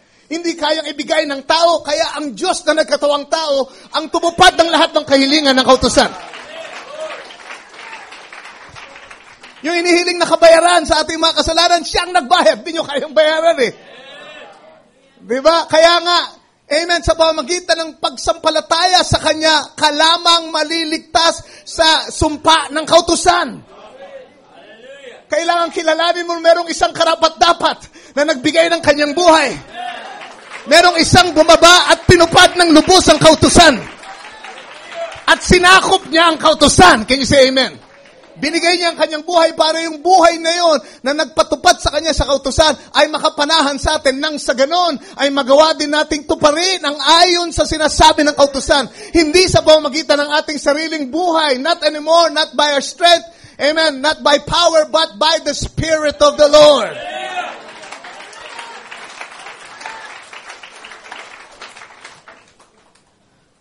Praise the Lord. Nung dumating si Kristo, ang sabi niya, sinabi nila sa Old Testament, sa kautusan, minaparaphrase ko. Ang sabi ni Moises sa kautusan, huwag kayong mangangalunya. Diba? Nireview niya yung kautusan eh. Pero para sabihin sa inyo na mas dakila ako kaysa sa kautusan, at ang pagdating ko ay hindi nag-aalis sa kautusan, hindi nagpapawalang bisa, hindi nagtatanggal ng moral na tinuturo ng kautusan, sinasabi ko sa inyo, dumating ako dito para i-magnify pa ang kautusan. In other words, kung hindi nyo tatanggapin kung ano yung dala ko, lalo na kayong napahamak. Kasi dumating ako dito para sabihin sa inyo na hindi lang yung huwag kayong mga lunya, yun ang sabi ng kautusan. At ang pangangalunya ng dati, kailangan merong 2 tao na mahuli na gumagawa ng act bago masabing sila'y nangalunya. Pero ang sabi niya ngayon, sinasabi ko sa inyo, ang sino mang tumingin, sino mang lalaki na tumingin sa isang babae na may pagnanasa sa kanyang puso, ay nangalunya na sa kanyang puso sa harapan ng Panginoon. Mas matindi pa na to eh.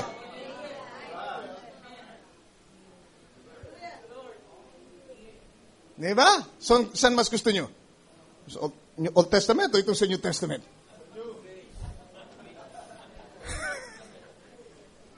Ang sabi pa niya, pag pumatay ang tao, papatayin din siya. Yun ang sabi sa batas. Huwag kang papatay, ang sabi.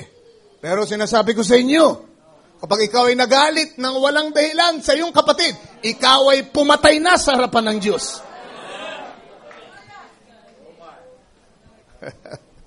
Paano na yan? Lalo na tayo nalintikan dito.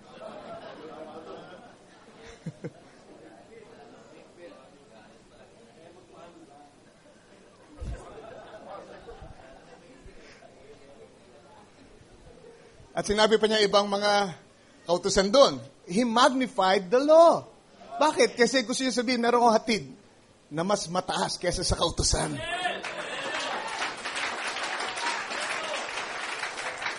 Pag tinanggap niyo yung aking daladala, yung aking buhay, kaya ako kayang magsalita na ganito kasi meron akong pang-back up sa aking sinasabi. Pag natanggap niyo yung aking daladala dito sa bagong tipan, yung biyaya kong daladala, amen, hindi kayo makukulong ng letra por letra ang kautusan. You will live above the law. Hindi kayo makukulong ng batas. Amen. Ang batas ay pasusunurin nyo sa inyong buhay. Ibig sabihin, you will use the commandment of God to vindicate na ang Diyos ay nabubuhay na sa inyo. Hindi kayo ang kinukulong at inaalipin ng kautusan, kundi ang kautusan ay alipin ng buhay nyo at kusang sumusunod sa inyong buhay. Naintindihan nyo? Yun ang tunay na biyaya.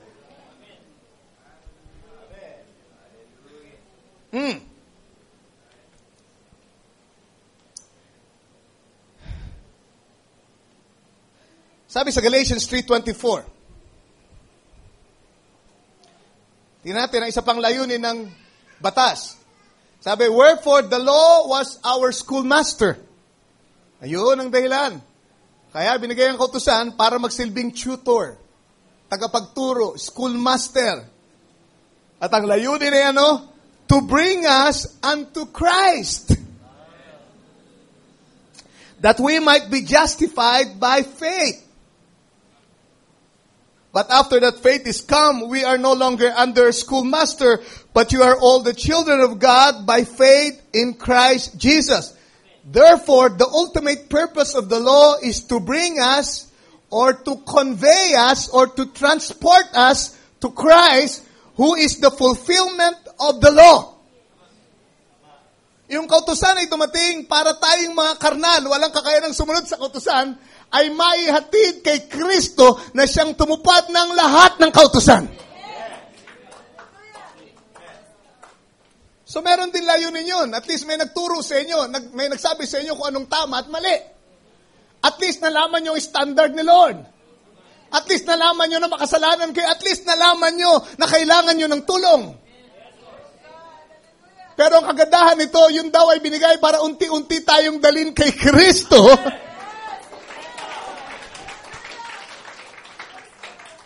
Nang sa gano'n na hindi na tayo mabuhay sa kautusan, kundi sa pananampalataya na. Amen? Kay Kristo Jesus na namatay para sa atin. Hallelujah. Kay Kristo, pag kayo dinala na kay Kristo, gusto kong pansinin nyo, sa Kanya lamang merong bagong kapanganakan. Walang bagong kapanganakan sa kautusan ni Moises. At dahil may bagong kapanganakan kay Kristo, sa Kanya lamang merong pagbabago ng nature. Kaya nga kailangan ipanganak kayo muli, di ba? Sa pamagitan ng Espiritu ng Diyos, dahil yung unang nature nyo ay sinful. Yun nga yung problema ng batas Kaya nga, imbis na mapabuti kayo nung dumating ang batas, naging lalo kayong makasalanan dahil doon sa sinful nature na yun Di ba? Dahil yun ay ginising lang nung batas. Di ba? Kung baga natutulog dati, tinapik. Yung mga natutulog sa church, tinapik.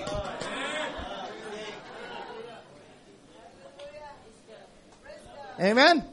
Pag nagising siya, nga, natutulog ako, At least nalaman niyang tulog siya.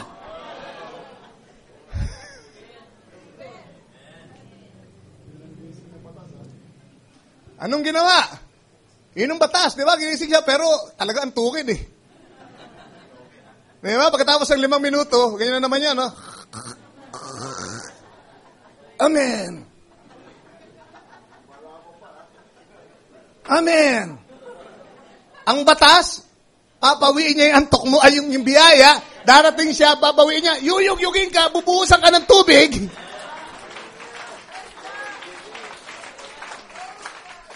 Amen? At pagkikendihin ka, para yung antok, ay mawala ng lubusan. That's grace. Diba? So, hindi lang tayo dito nagsasabi, natutulog ka, huwag kang tutulog-tulog, Gusto natin biyayaan ni Lord yung mga antukin. Amen. Na mawala na yung pagiging antukin para maging masigla na sa gawain. Biyayaan sila ng Espiritu. Hindi nila kaya sa kanilang sarili. Kailangan ng biyaya ni Lord. Kita nyo na. Sabi sa inyo, pwede naman kayong magising Salamat sa biyaya ni Lord.